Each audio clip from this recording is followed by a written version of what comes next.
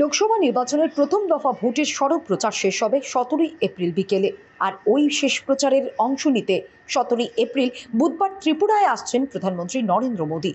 তার আগের দিন মঙ্গলবার সকালে পশ্চিম ত্রিপুরা লোকসভা আসনের বিজেপি মনোনীত প্রার্থী বিপ্লব দেবের সমর্থনে 14 বাধারঘাট বিধানসভা কেন্দ্রে এক সুবিশাল পদযাত্রার আয়োজন করা হয়। পদযাত্রায় উপস্থিত ছিলেন পশ্চিম ত্রিপুরা লোকসভা আসনের বিজেপি মনোনীত প্রার্থী তথা রাজ্যের প্রাক্তন মুখ্যমন্ত্রী বর্তমান রাজ্যসভার সাংসদ বিপ্লব কুমার দেব, 14 বাধারঘাট বিধানসভা কেন্দ্রের বিধায়িকা মীনা রানী সরকার, বিজেপির সদর শহর জেলার সভাপতি অসীম ভট্টাচার্য। পদযাত্রায় বিজেপি কর্মী সমর্থকদের উপস্থিতি ছিল লক্ষণীয়।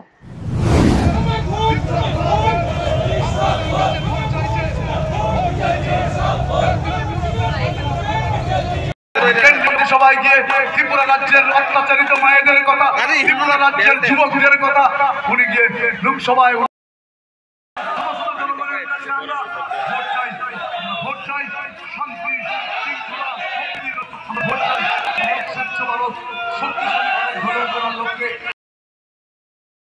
শহর টলি সেখানে এক পদযাত্রা বাইক র্যালি ও তার মাধ্যমে মাননীয় প্রধানমন্ত্রী নরেন্দ্র ভাই মোদীকে তৃতীয়বারের মতো ভারতের প্রধানমন্ত্রী বানানোর জন্য যে অঙ্গীকার বিশ্বাস জাতিয়েছেন তার জন্য আপনাদেরকে আমি অনেক অনেক শুভেচ্ছা জানাই। আর এই গরমের মধ্যে রোদের মধ্যে পায়ে হাঁটা সেটা অনেক কঠিন, এতটা লম্বা পথ আপনারা চলে এসেছেন। আমি আপনাদের ধৈর্য এবং আপনাদের জোশকে প্রণাম করি এবং আমি বিশ্বাস করি আপনাদের মাধ্যমে আগামী 19 এপ্রিল 100% ভোটিং করে মাননীয় প্রধানমন্ত্রী নরেন্দ্র ভাই মোদীকে তৃতীয়বারের মতো প্রধানমন্ত্রী এবং আমাদের যে একটা লক্ষ্য ত্রিপুরা নজওয়ানদের জন্য স্টার্ট আপ, রোজগার, নতুন ত্রিপুরা, নতুন সোচ, নতুন দিশা, সেই দিশাতে সবাই মিলে কাজ করব। আর আজকের এই র্যালিতে সমস্ত যুব মোর্চার কার্যকর্তা, যুব মোর্চার প্রদেশ সভাপতি সুশান্ত দেব, ডিস্ট্রিক্ট প্রেসিডেন্ট অসীম ভট্টাচার্য, আমাদের এখানের সম্মানীয় এমএলএ বাধারঘাটের, আমি সবাইকে অনেক অনেক শুভেচ্ছা সাধুবাদ জানাই।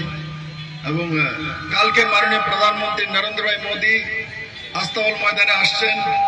और একবার খেয়াল রাখবেন বাধারঘাটবাসী, মোদীজি প্রথমবার কালকে ফার্স্ট যে পোল, ফার্স্ট পেজের লাস্ট প্রচার এই ত্রিপুরাতে আপনাদের মাটিতে করবে। এটাও ত্রিপুরার জন্য রেকর্ড থাকবে যে ফার্স্ট পোলের লাস্ট ইলেকশন র্যালি নরেন্দ্র ভাই মোদী ত্রিপুরার মায়ের পবিত্র ভূমি ত্রিপুরাতে আস্তাবল ময়দানে, ঐতিহাসিক ময়দান থেকে পুরো ভারত সন্দেশ দেবে নরেন্দ্র ভাই মোদী কালকে, কারণ কাল লাস্ট প্রচার।